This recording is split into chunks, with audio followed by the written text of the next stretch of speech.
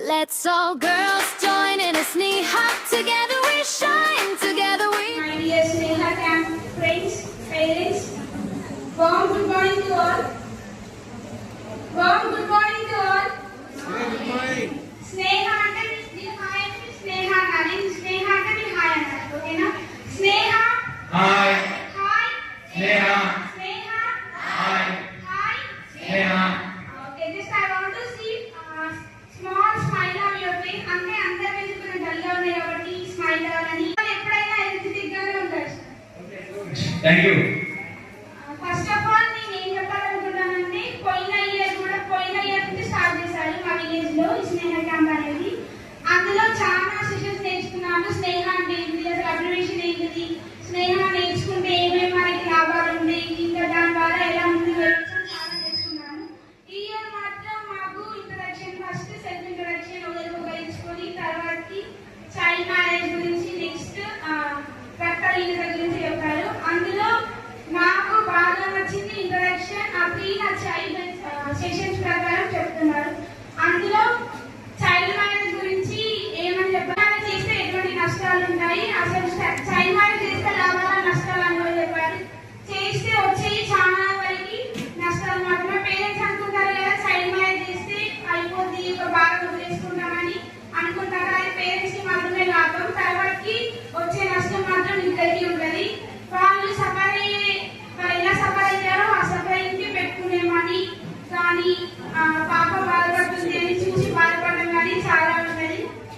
Child marriage చేస్తే చేసామని వదిలేసుకుంటారు. తర్వాతకి ప్రెగ్నెన్సీ టైంలో ఆ గెస్టేషన్ పీరియడ్ లో వాళ్ళు ఇచ్చే పోషకాహారం తీసుకోకపోవడం, వాంతులు, సాధ్యమైనటువంటి వామిటింగ్స్, హెడేక్, కాళ్ళ కింద వాయడం, బోన్స్, బ్యాక్ బోన్ పెయిన్ రావడం, ఇలాంటివి చాలా వేస్తున్నాయి. అవి చెప్తే వినడం కన్నా అనుభవిస్తేనే తెలుస్తుంది అన్నట్టు సార్ చెప్పిన వాటిని ఫస్ట్ మనం వింటేనే అనుభవం అనేది రాదు మనకి. ఆ చైల్డ్ మ్యారేజ్ ఆపాలి అనేది ఈ కాబట్టి చైల్డ్ మ్యారేజ్ ఈ పేరెంట్స్ మెంటాలిటీ అనేది మార్చడమే మా ఒక ఏం అనుకొని మేము చైల్డ్ మ్యారేజ్ ని తగ్గడానికి మా విలేజ్ లో చాలా వరకు ప్రయత్నం చేశాము. ఇప్పుడు చైల్డ్ మ్యారేజ్ అంటే అయ్యి చైల్డ్ మ్యారేజ్ చదివేయాలి, చైల్డ్ మ్యారేజ్ కంటే చైల్డ్ మ్యారేజ్ లేదు, ఏం లేదు, వాళ్ళ మీద స్పష్టంగా నిలబడ్డప్పుడే వాళ్ళకి పెళ్లి చేస్తామని కూడా చెప్పారు. మా విలేజ్ లో ప్రతి ఒక్కరిని మీరు వచ్చి అడిగి కన్సల్ట్ చేసి అడిగినా కూడా వాళ్ళు చెప్పేంత ధైర్యాన్ని మేము వాళ్ళకి ఇచ్చాము. ఈ విలేజ్ లో కూడా ఇంకెవరైనా ఇక్కడ కూర్చున్న వాళ్ళు డిస్కస్ చేసుకుంటారు, ఎందుకంటే నాకు ఇంకెవరైనా సిస్టర్స్ ఉంటే చైల్డ్ మ్యారేజ్ చేద్దాం, చైల్డ్ మ్యారేజ్ ఉండకపోయినా 21 ఇయర్స్ దాటకుంటే చేద్దాం, అయిపోయింది సెకండ్ ఇయర్, 10th అయిపోయింది, రిజల్ట్స్ వచ్చినాయి, ఫెయిల్ అయింది, చేసేద్దాం అనుకుంటున్నారు. అలా కాకుండా ఇంకేమైనా వాళ్ళకి ఇటువంటి స్నేహ సంఘంలో జాయిన్ చేయించి మోటివేషన్ క్లాసెస్ ఇప్పిస్తే ఆ పేరెంట్స్ కూడా తెలుస్తుంది చైల్డ్ మ్యారేజ్ చేయొచ్చు అని. నెక్స్ట్ న్యూట్రిషన్ దగ్గరకు వస్తే మమ్మీ ఇంకా ఈ సమ్మర్ కాబట్టి చాలా చేస్తుంది. చిక్కీస్ అని, నువ్వుల చిక్కీ, పల్లి చిక్కీ, నెక్స్ట్ జ్యూసెస్ అని, ఈ summer watermelon juices, dry fruits, laddoos ఇవన్నీ చేస్తాయి. కానీ మనం ఇన్ని రోజులు హాస్టల్లో ఉండి హాస్టల్ ఫుడ్కి అలవాటు పడి ఏం తినకుండా అయ్యో హాస్టల్ కూడా పెడతాం, అక్కడనే పడేస్తాం, ఇక్కడ కూడా పడేయచ్చు అని ఏం తినరు. సో అవి కొంచెం పక్కన పెట్టి ఇంటి దగ్గరనే బాగా న్యూట్రిషన్ ఫుడ్ దొరుకుతుంది. హాస్టల్ కన్నా డబ్బాలని ఇంటి దగ్గర తింటే హాస్టల్ తిన్నాక హెల్తీగా ఉంటారు. నేను కూడా అసలు తినకపోయేది. స్నేహాలు అన్ని తెలిసినాయి, అంటే ఏం తింటే ఎలా న్యూట్రిషన్ వస్తుంది, ఏం తింటే ఎట్లుంటుంది మన బాడీ, మెన్స్ట్రుయేషన్ టైం అప్పుడు ఎటువంటి ప్రికాషన్స్ తీసుకోవాలి, ఎటువంటి ప్యాడ్స్, ఎటువంటి డ్రెస్సెస్, టైంకి డేకి ఎన్ని టైమ్స్ బాత్ చేయాలి అని అన్ని నేర్చుకున్నాను. టైంకి 2 అంటే twice morning and evening periods టైంలో మాత్రం బాత్ చేయాలి. డేకి 5 or 4 ప్యాక్స్ మనం యూజ్ చేయాలి. Whatever we use the packs don't throw it outside. మనకి అది మళ్ళీ దాన్ని ఈగలు అవన్నీ మనకే కుట్టి మనల్ని ఇంజెక్ట్ చేసినట్టు కుట్టి మనకే లేనిపోని డిసీజెస్ వస్తాయి. సో ప్లీజ్ మన గర్ల్స్ కాబట్టి మన డ్రెస్ ప్యాడ్స్ ఎక్కడ యూజ్ చేయాలి. మన మమ్మీ వాళ్ళు అంటారు ఇవన్నీ పాలు అయిపోతుంది, కాలు పెడితే ఏమన్నా అయితే అని బయట పడేస్తే మనకి పాములు నీళ్ళు వెళ్తాయి. పాములు నీళ్ళు వెళ్తే మనకి ప్రెగ్నెన్సీ టైంలో ఎటువంటి ఇబ్బందులు వస్తే వాళ్ళకి తెలుసు, అట్లాంటి ముద్ర వాడేస్తారు. దానివల్ల మన కంట్రీని, మన దేశాన్ని మనమే నాశనం చేసుకో ఉద్దేశం. మీరు చెప్పండి, డస్ట్బిన్ లో వేసి వాటిని బంద్ చేయండి, ఎక్కడ పాడేయకండి. మనకు తెలుసు, టీనేజ్ పిల్లలకు తెలుసు కదా మనకి ప్యాడ్స్ ఎలా యూజ్ చేయాలో. నెక్స్ట్ ఎడ్యుకేషన్ దగ్గరికి వస్తే నేను స్నేహ గ్రూప్ జాయిన్ అవ్వక ముందు మా బ్రదర్ చెప్పేవాడు వాట్ బికమ్ అనుకున్నా అంటే I want to become doctor. నువ్వు చదువుకుంటేనే అవుతావు, ఇటువంటి గ్రూప్లకి జాయిన్ అయితే కాకు అని అన్నాడు. నేను చెప్పాను, ఈ గ్రూప్ లో జాయిన్ అయిన వరకు నేను చెప్పాను, మొన్న నన్ను రానివ్వలేదు.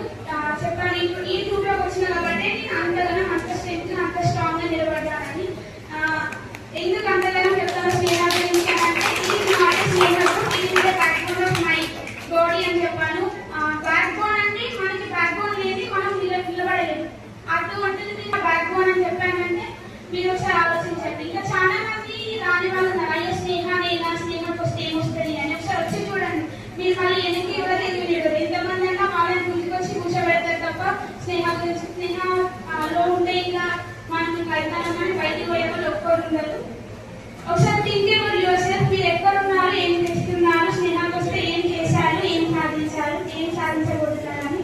నేను మాత్రం స్నేహ విషయం నుంచి చాలా నేర్చుకున్నాను.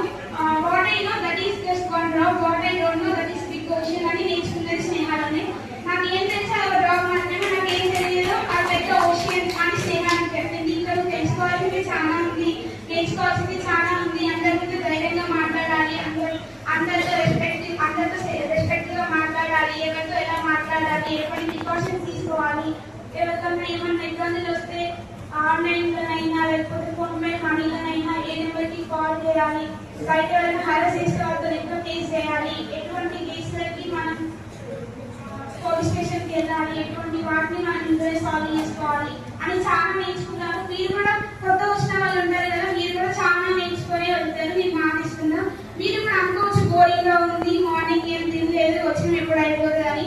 ఒకసారి ఒక 1 hour మీరు బ్రెయిన్ పెట్టినండి తెలుస్తుంది ఏం చెప్తున్నారు అసలు, ఏమన్నా అసలు నేను ఈ మాటలు ఎక్కడన్నా విన్నానా వినలేదా. ఎవరైనా ఓ ఆన్లైన్ గురించి ఆ క్లాస్ ఈ క్లాస్ ఎవరు చెప్పారు, ఆ ఫోన్ లో ఆ రీల్ వచ్చింది, ఈ ఫోన్ లో ఈ రీల్ వచ్చిందని చాలా మంది చెప్పారు. కానీ స్నేహ మాత్రం ఎలాంటి రీల్స్ చూడాలి, ఎలాంటి ఎడ్యుకేషన్ వెళ్ళాలి, ఎలాంటి న్యూట్రిషన్ తీసుకోవాలి, ఎవరితో ఎలా రెస్పాండ్ కావాలి, వాళ్ళు మాట్లాడే మాటలకి మనం ఎలా రెస్పాండ్ చేయాలి, మన సెల్ఫ్ సెక్యూరిటీ ఎలా చూసుకోవాలి అని చెప్పేది మాత్రం స్నేహ ఒకటే.